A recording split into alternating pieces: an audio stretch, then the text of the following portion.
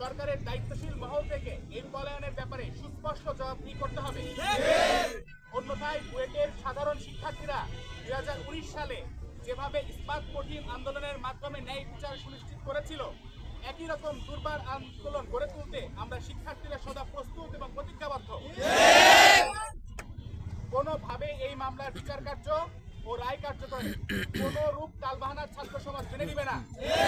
সকল দণ্ডপ্রাপ্ত আসামির রায় দ্রুত কার্যকরের ব্যাপারে আমরা সরকারের কাছে জোর দাবি জানাচ্ছি।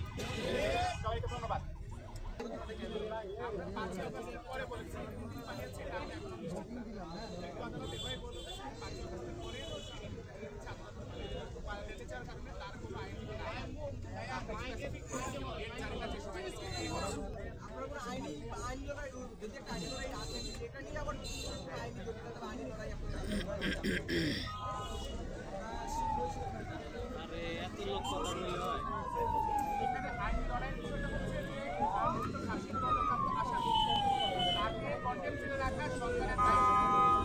আমাদের আইন লড়াইয়ের জায়গা না, এটা সরকারের নিজস্ব নৈতিকতার প্রশ্ন।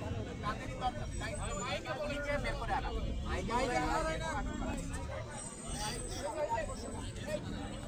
আর কোনো প্রশ্ন আছে? আপনার ভাইয়ের রক্ত বিনা যেতে দেব না। বসেন বসেন বসেন। আপনার ভাই